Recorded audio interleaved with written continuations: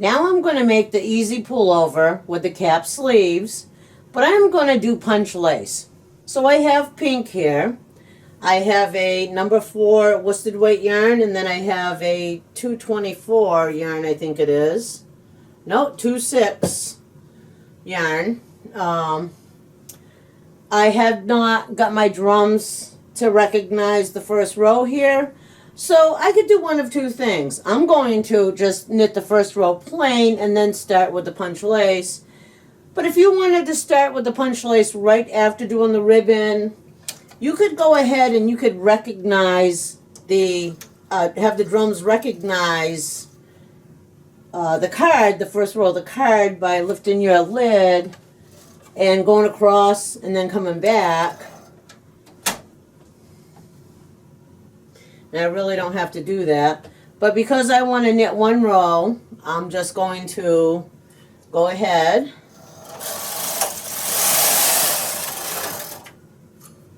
I'm going to set my cam to punch lace. I'm going to release the card. Now because I need to do, let's see, 62 rows and then 34 more, 96 rows, I have to have my card, so it's going to repeat itself.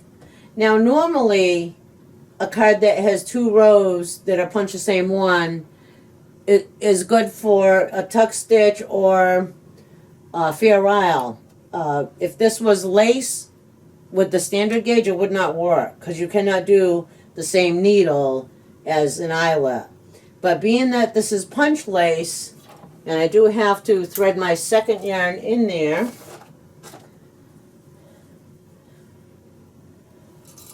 so I close the yarn gate and put the second yarn in there. Actually, the second yarn isn't quite the same pink, but I'm sure it's still going to be all right.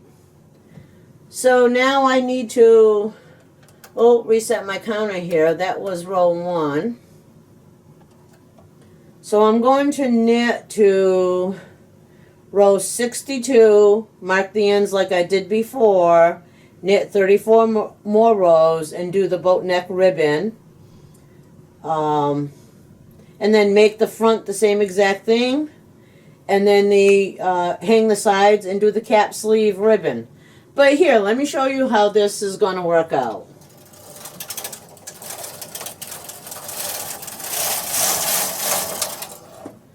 Now I probably should zoom in, but I could see the thinner yarn on one needle.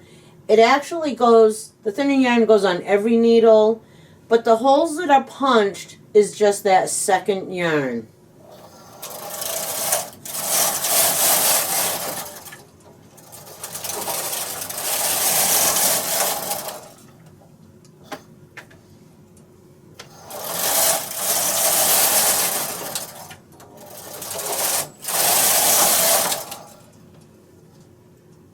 I'm going to have to hang claw weights on the ends here. I probably should have done that instead of putting the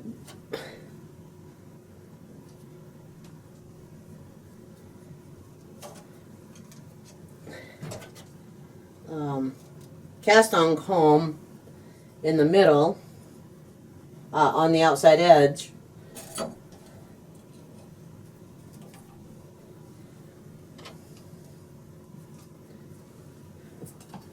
And I actually could use some weights on the combs. Sometimes when I move these combs up, they don't actually get in there too well. So let's see how this works.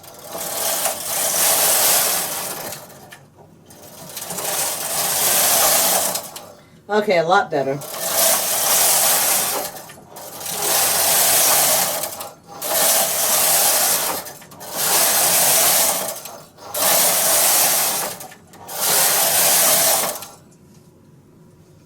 And it is bringing a little lace to this. Let me zoom in on that so you could see that better. So there it is. I'm at the point of marking for the underarms. But you could see how this lace is happening. And actually, I do kind of like it. This is probably going to be more of a fall or early spring vest for somebody. I am making this again for a child. But one of these days I'll make an adult one. So I am going to finish this up, make the front and the two cap sleeves like I did the other one, and then I'll show you this sweater or this vest all finished up. Now the pattern did tell me to sew up the shoulder seams, which it said to keep 9.2 inches open in the middle.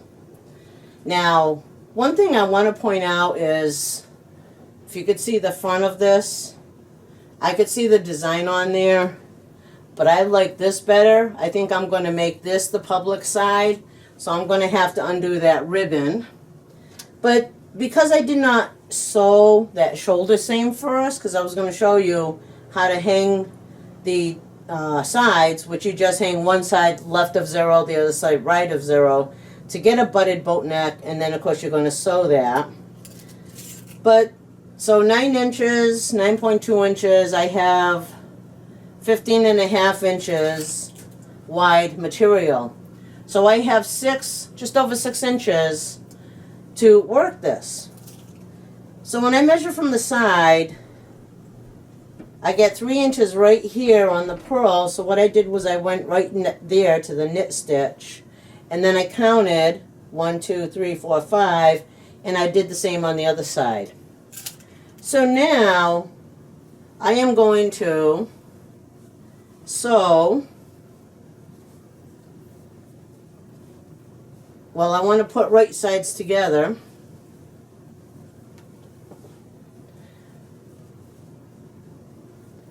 So here is where I would sew. I would go back and forth, or I could take and lay it out and I could graft this.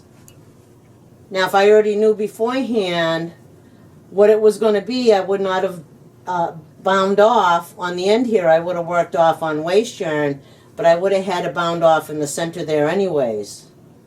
So now here I just want to match up the ribs so that I could graft this together. So the way that I'm grafting here is I have my right sides facing up.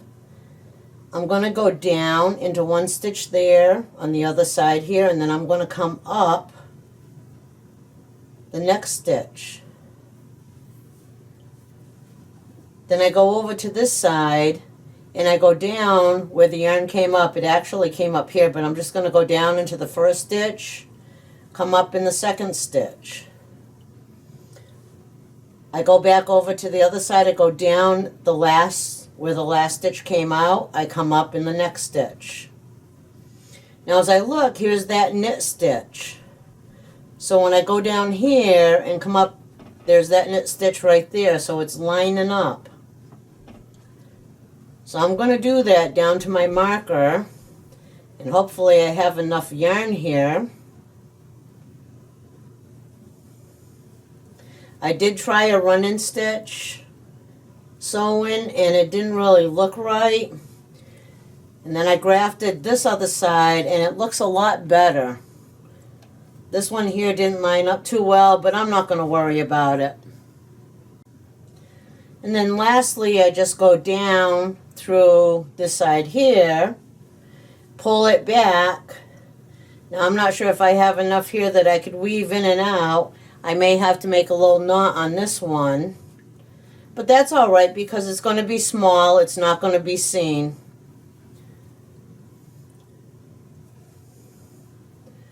And what I've done is when it gets too short like that is I will go ahead, wrap it around the needle point, and then I will thread the yarn back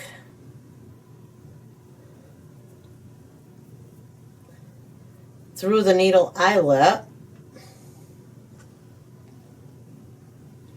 so that I could pull it up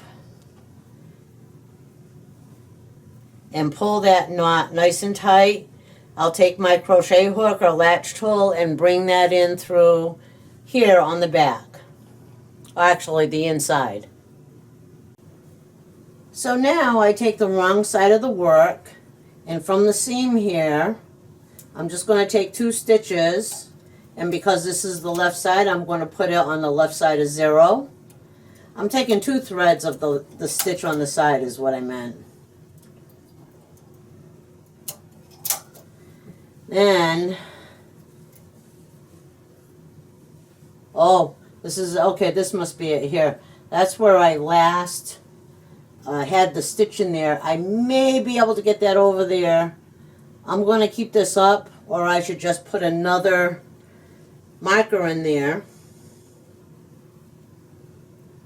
And here's the other one over here. Looks like I can get possibly to 35 on this side. Actually, that's bending, so what I'm going to do is I'm just going to take the end here. Let's see, that's 33. I may be able to get it to 33. So I want to go ahead and hang the rest of my stitches on here. Like I said before, if I don't get the 72 stitches, I'm not going to worry about it. I may have to skip a stitch here and there to hang on the needles.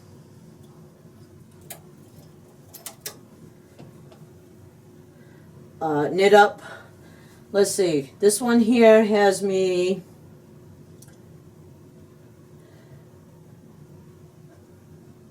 knit 1 row at tension doll 5, change to tension doll 4 and knit 8 rows, convert to 1x1 rib and latch twill cast off. Now, as I showed in the other one, I will work 1 less row, I will hand knit the last row, reform, and then latch twill bind off. So here it is, all finished. Again, I still have to wash this one, but you could see how it worked out. Even though this is supposed to be the inside of the sweater, I like this design better. The yarn I used for the punch lace was not thin enough. So, okay, I like this one, the pearl side of this, to be the public side. It does show the diamonds a little bit better than the other side. Now this one here is for a child with a 32-inch chest. The green one I did was probably a 28-inch chest. I will try to get these patterns that I used up on my website.